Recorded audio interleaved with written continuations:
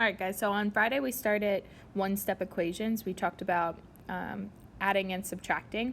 So today we're going to talk about multiplying and dividing one-step equations. So remember, the goal is to isolate the variable by using the inverse operation. So the inverse operation of multiplication is division, and the inverse operation of division is multiplication. So just keep that in mind as we go to solve these equations. So let's take a look at number 1. It says m over negative 25. So remember that fraction bar right there means division. So this problem reads as m divided by negative 25 equals negative 1 1/10. So the inverse operation of division will be multiplication. Our goal is to isolate the variable. So m is our variable. We need to get it by itself. So we need to multiply by negative 25 on one side and on the other. So I'm going to do my work below. We have 1.1 times 25. Now, they are both negative, so a negative times a negative tells me my answer is going to be positive. So let's do our multiplication. 5 times 1 is 5. 5 times 1 is 5. Put our 0. 2 times 1 is 2. 2 times 1 is 2. When we add all this, we get 275. But don't forget, we have to move our decimal in one place. So my answer should be 27 5/10. And we are done. All right.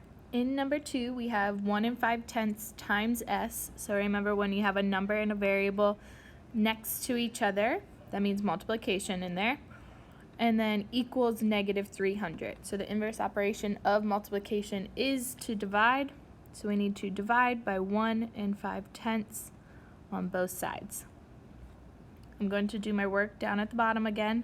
So 300 goes inside my doghouse, 1.5 or 1 5/10 outside.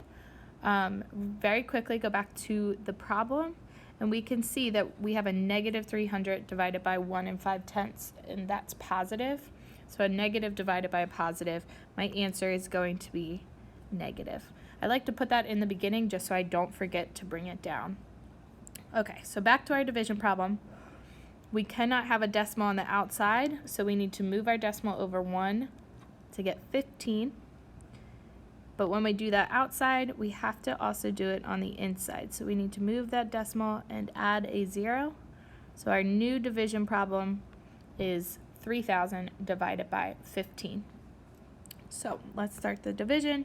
15 can't go into 3, put a 0. 15 can go into 30 2 times perfectly. And then we have 2 extra zeros, so we need to put them in our answer. So 3,000 divided by 15 will be 200, and we already have our negative sign there. So S equals negative 200. All right, let's take a look at this third one. We have A divided by negative 4/10 equals 13.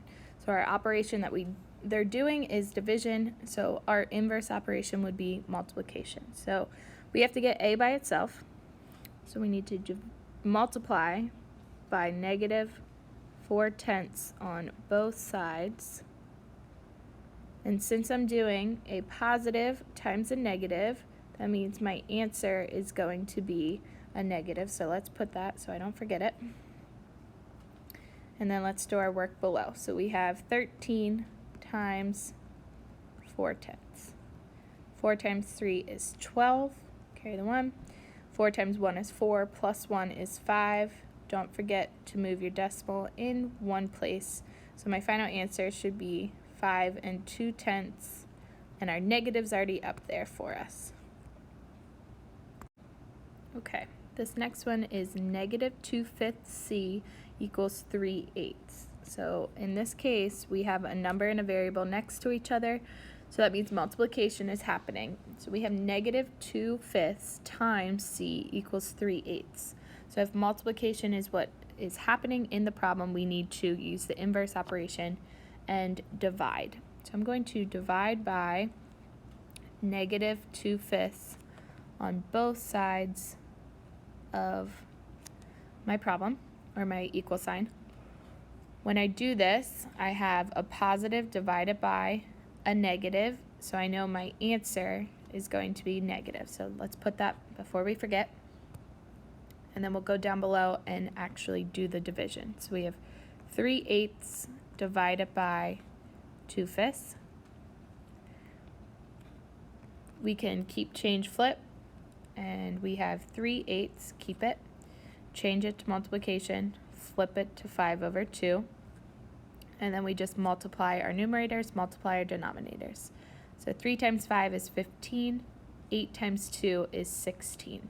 So my answer goes back up top, 15/16, and my negative's already ready for me. So C equals negative 15/16. Go ahead and try the last two problems on the front of this paper, and then come back to the video so you can check your work. Okay, so hopefully you're done these two problems on the front. Let's check your work. So we have negative 1/4 m equals 10.